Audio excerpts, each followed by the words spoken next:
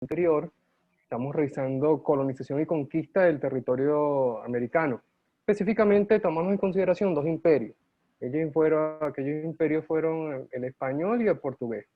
En la sección de archivos de academia, ya yo les había enviado una información correspondiente a lo que eran estos dos procesos de colonización. Terminamos con la española y deberíamos discutir hoy lo que fue el proceso por la parte de Portugal. Déjame hacer una prueba por aquí, a ver si puedo hacer algo. Ok, no. Ujú. En esa presentación, en ese archivo, yo les marcaba, ustedes tenían también un mapa mundial sobre cuáles territorios comprendían entre Portugal y España. El documento principal que permitió entonces esa repartición fue el Tratado de Tordesillas, con su línea divisoria, con su pequeño territorio de lo que era Brasil en ese tiempo colonial. Así como hicimos la revisión histórica de lo que fue España y por qué se había ocurrido todo este movimiento, y recordamos cosas como la siguiente, que los turcos lograron un increíble avance sobre lo que eran estos territorios cristianos, que incluso llegaron a conquistar gran parte de lo que es España. Se produce un gran intercambio cultural en un momento.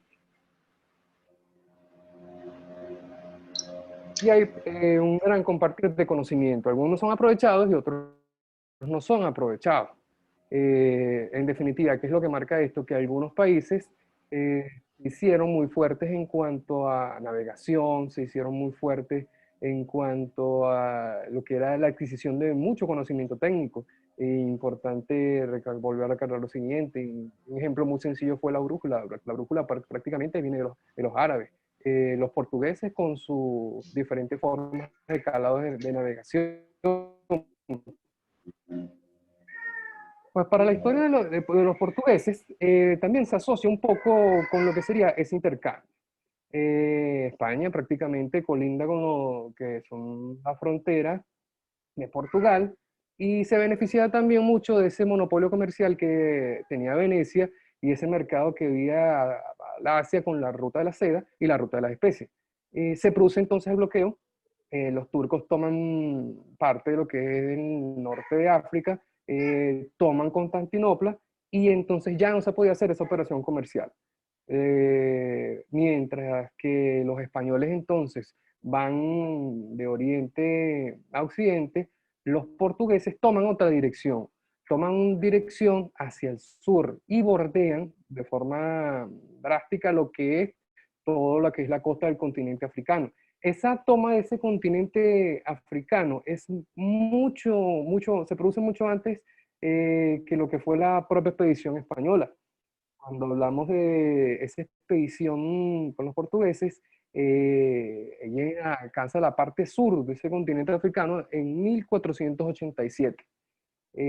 Mucho tiempo atrás ya se habían venido operacionalizando otro tipo de viajes. Los más grandes, los novedosos para esa época, para ese momento, eran los portugueses en cuanto a su navegación. Importante recalcar un personaje como el director de la escuela de Sagres, que era Enrique el Navegante, que prácticamente fue el que introdujo, da ese proceso, o abre ese proceso de exploración hacia ese territorio. Si hablamos de Cristóbal Colón para lo que es España, la escuela de Sagres con Enrique el Navegante marca un hito también importante en cuanto a esos grandes exploradores que podemos tener. Si hay alguna pregunta, si hay alguna inquietud hasta los momentos, como siempre, levantamos la mano. Una vez entonces, para ese momento, algo que se me había escapado, para que no quede por debajo de la mesa, aún no se ha demostrado que la Tierra es redonda. La teoría definitiva es la planiformidad. La Tierra es plana y cuando llegó al borde, entonces, ya se acabó definitivamente, se acabó el mundo. Entonces, hay un cierto paralelismo en cuanto a lo que son esos planes de exploración que tienen, tanto España como Portugal. Pero importantísimo el hecho de que los primeros en llegar a controlar una nueva ruta comercial fueron los portugueses. Y como yo les venía comentando anteriormente, lo que fue el papel de Cristóbal Colón para todo este hecho, a los portugueses ya no le importaba entonces otra ruta de navegación si ya la habían controlado por mérito propio. Colón entonces llevó su plan de exploración a los reyes de España. Continuamos entonces con lo que sería ese planeamiento ahora. Cuando nosotros estamos estudiando lo que era ese Tratado de Tordesillas, hacíamos la aproximación a lo que era el continente americano, había una pequeña porción que le correspondía a los portugueses. Ellos se conformaron con ese pequeño territorio. Recuerden la gran ambición que tenían ellos, incluso tomándose toda la parte superior al Asia. Estos dos imperios fueron los que representaron en la época prácticamente los más avanzados en cuanto a navegación. Por supuesto, entonces, que todo lo que fueran a explorar, ellos lo reclamaban como propio, bajo la consigna de que todos los demás son salvajes y hay que educarlos y que hay que cristianizarlos, cada uno a su forma y cada uno eh, a su propio modo. Fue muy diferente lo que fue la aparición de ese portugués aquí en estas tierras americanas. Mientras que el español se dedicó a expoliar y a saquear, el portugués que llega a esta tierra ya se sentía identificado con esta tierra.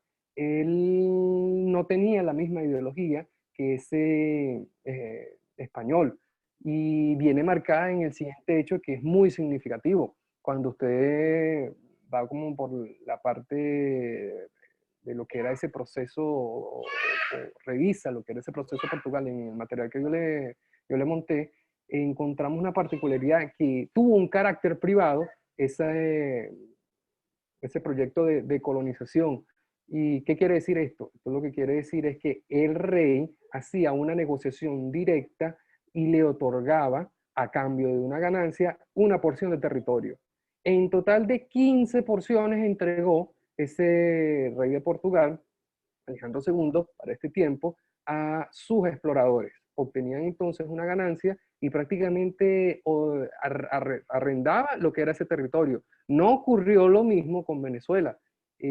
Tanto así el hecho, por ejemplo, vimos como de alguna forma tan desorganizada, los españoles no fueron los primeros en explorar ese territorio, sino que fueron los alemanes, el grupo de los Welser.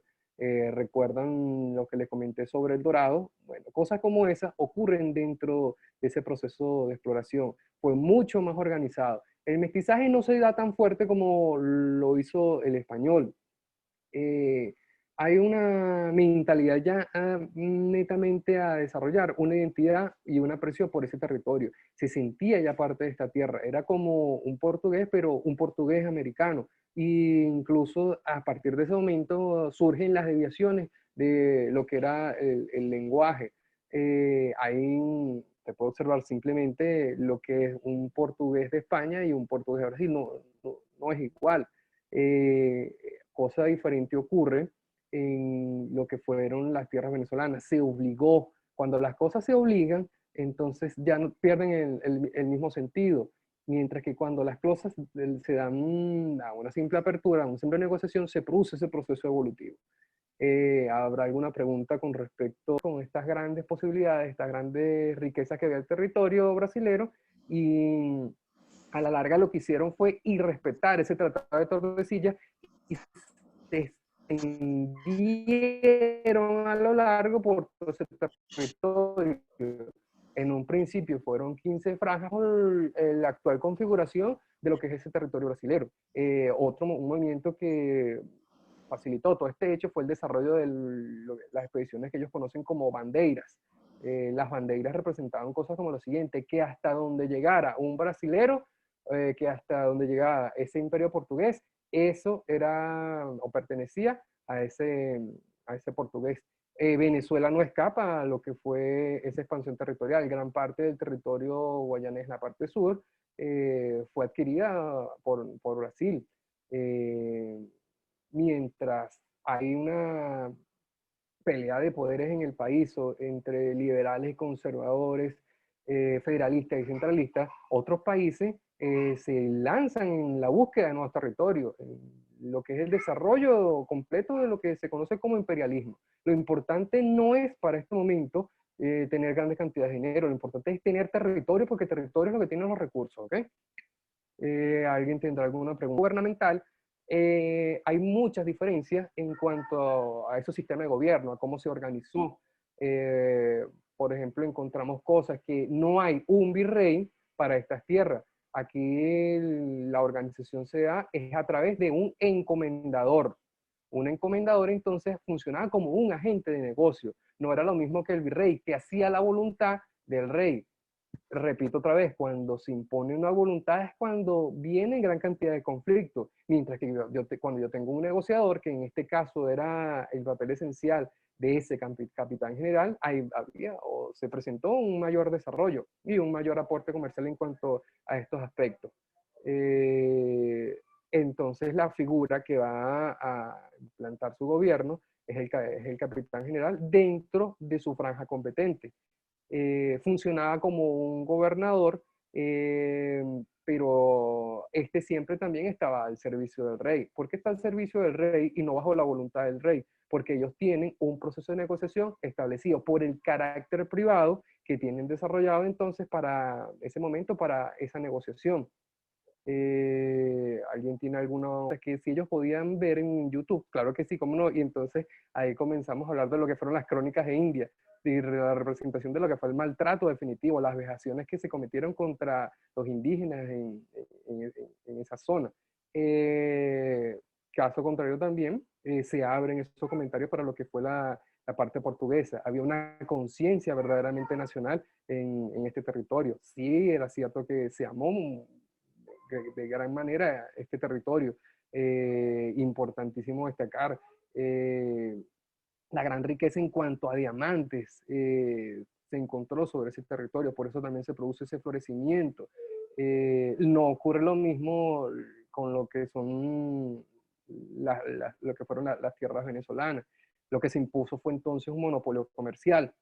Ese monopolio comercial controlado por una persona solo es dueño, el rey de España.